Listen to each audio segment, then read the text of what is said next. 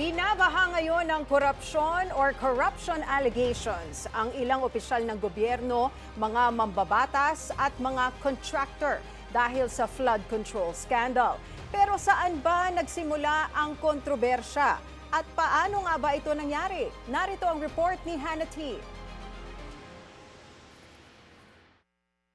Kaya sa mga nakikipagsabwatan upang kunin ang pondo ng bayan at nakawin ang kinabukasan ng ating mga mamamayan, mahiya naman kayo sa inyong kapwa Pilipino. July 28, pinaputok mismo ni Pangulong Bongbong Marcos ang issue sa flood control projects sa kanyang ika-4 na zona. Nadiskubre niya kasing may palpak at guni-guni umano sa ilan sa mga ito, habang may kickback o payolang natatanggap ang ilan sa mga kawani ng gobyerno. Mahiya naman kayo, lalo sa mga anak natin na magmamana sa mga utang na ginawa ninyo nang binulsan nyo lang ang pera. Isang linggo matapos nito, nilantad ni Senator Ping Lacson na lagpas 60 ang congressman na contractor pa. Sa ilalim ng batas, conflict of interest ito at posibleng lumabag sa Anti-Graft and Corrupt Practices Act. August 11, in-expose ni PBBM ang top 15 contractors na kumorner sa higit kumulang 100 billion worth of flood control projects mula 2022. Karamihan sa mga proyekto nila wala sa flood-prone areas sa bansa. Kasama sa top 3 ang dalawa sa pagmamayari ng mga diskaya, ang Alpha and Omega at St. Timothy. Bahagi rin ng listahan ang SunWest ni Ako Bicol Party List Representative Zaldico, habang ang iba hinalungkat ng iba't ibang concerned individuals, maging ang media, at nadiskubre nilang may substandard at ghost projects pala. Isinapubliko na rin kasi ni PBBM ang portal na sumbong sa pangulo.ph para kita ng taong bayan ang detalye ng mga proyekto. Kinabukasan, lumabas ang report na tumanggap ng 30 million peso campaign donation si nooy Senate President Cheese Escudero mula sa isa sa top 15 contractors. Kaibigan niya pala si Lawrence Lubiano, ang may-ari ng Centerways Construction.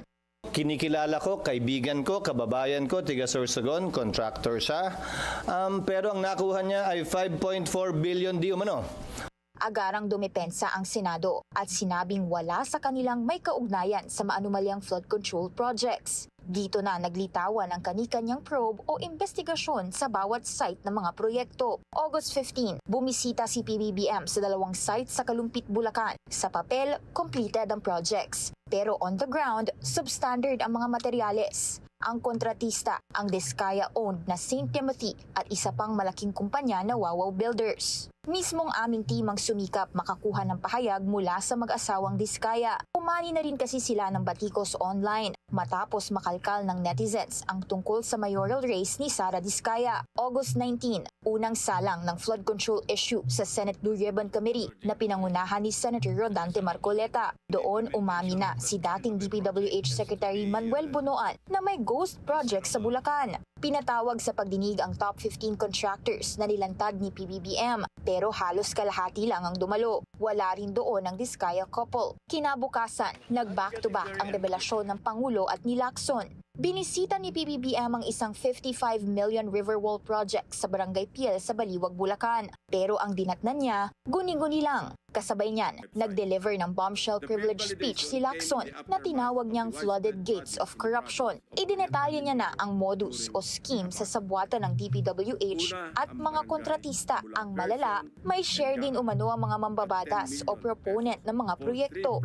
Sa tagal ko na rin pong nagbubusisi ng pampasang budget, ang pagkakaalam ko po, masalimuot ang proseso ng paggamit ng unprogrammed appropriations under the Special Purpose Fund para mag-augment sa ilang items under the regular budget.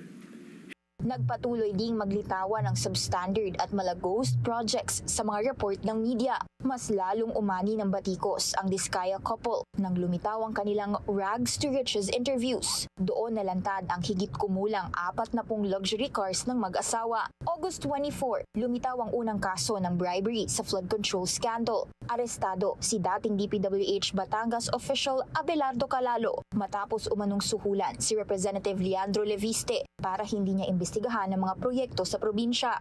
Ilang araw din pinuna online ang lavish na pamumuhay ng Nepo babies, mga anak ng malalaking pamilya sa bansa. Bunsod nito, ipinag-utos ni PBBM ang lifestyle check sa mga opisyalis ng gobyerno. Pinaburan niya ng ilang mga senador. Kasabay nito, nilantad ni Lacson ang kalakaran sa PICAB o Philippine Contractors Accreditation Board. Ito ang attached agency ng DTI na sumusukat sa kakayanan ng mga kontratista para makapag-operate. Ayon kay Lacson, humihingi raw ng 2 million pesos ang PICAB sa mga kontratista para mailakad ang papeles nila. August 31, bumitiw sa pwesto si Bunoan bilang kalihim ng DPWH. Yan sa kabila ng nauna niyang pahayag na hindi solusyon ang pag-alis sa pwesto pagdating sa issue sa flood control. Agaran siyang pinalitan ni Secretary Vince Dizon at una sa agenda niya ang pagtanggap ng courtesy resignations ng DPWH officials. Kasabay nito, humarap na ang mga kontratista sa Senate Blue Ribbon Committee. Umamin si Sara Diskaya na hawak at kontrolado nila ang 9 na construction firm sa bansa.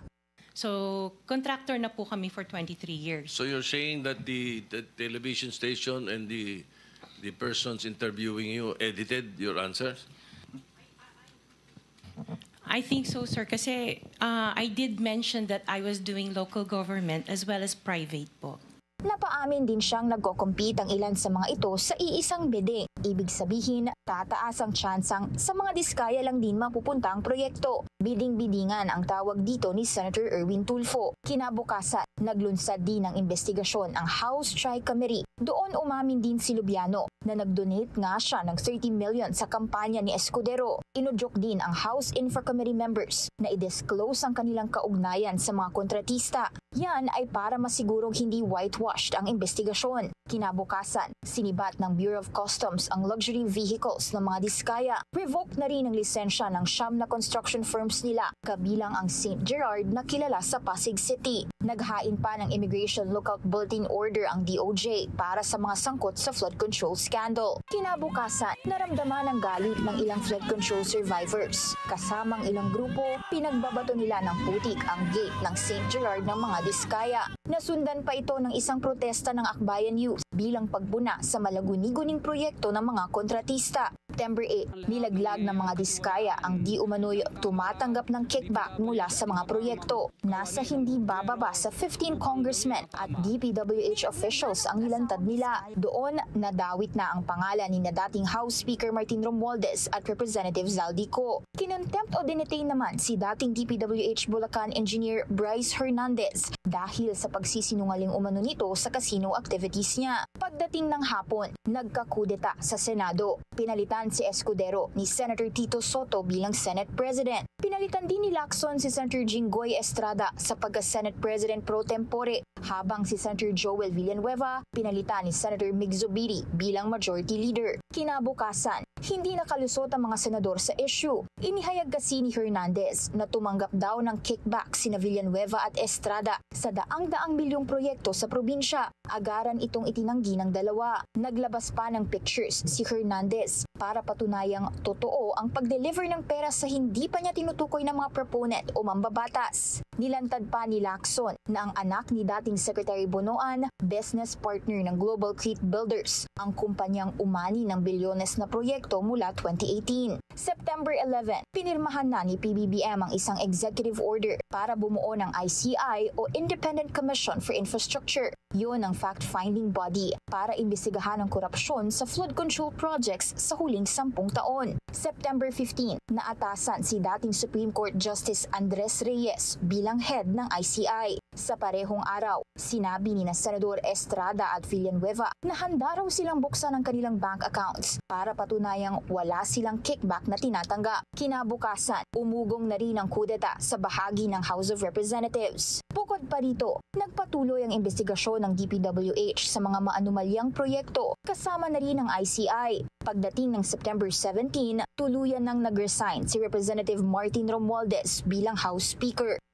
I have made a decision today with a full heart and a clear conscience. I tender my resignation as Speaker of the House of Representatives. pinalitan siya ni Isabela Congressman Boji D. Katanggap-tanggap ang galaw na ito para sa palasyo, pero hindi natigil ang turuan at iringan sa Kongreso. Mula nang makudeta sa Senado, lumitaw si Escudero para ipaalalang huwag ilihis ang issue sa flood control. Direkta kasi siyang inakusahan ni House Deputy Speaker Ronaldo Puno na isa sa nasa likod umano ng pagsingit ng items sa 2025 budget. Kasama raw niya si Ko. Paalala ni Escudero, huwag iabsuelto si Romualdez at huwag kalimutan ang issue sa mga anomalya sa proyekto. September 18, pinangunahan na ni Lacson ang Senate Blue Ribbon Committee probe bilang chair nito. Doon nagkasundo ang mga senador na i-detain na si Curly Discaya dahil sa paiba-iba nitong sagot tungkol sa kung bakit absent ang asawa niyang si Sara. Detention na rin ang inabot ng dalawa sa BGC Boys o Bulacan Group of Contractors. Sina dating District Engineer Henry Alcantara at Engineer JP Mendoza tumangging involved sa pagkulimbat sa pondo ng mga proyekto. Gumalaw na rin ang DOJ sa pag-assess sa Witness Protection Program request ng mga kontratista. September 19, nag-turn over si Hernandez ng luxury car habang nag-tell-all sa ICI. Simbolo raw ito ng full cooperation niya sa investigasyon sa flood control scam. Unti-unti nang nauungkat ang mga pangalan ng posibleng sangkot sa flood control scandal. Sa serye ng mga isyung ito, iisa ang sigurado. Nanonood at sumusubaybay ang taong bayan. Hannah Kia, Bilyonaryo News Channel.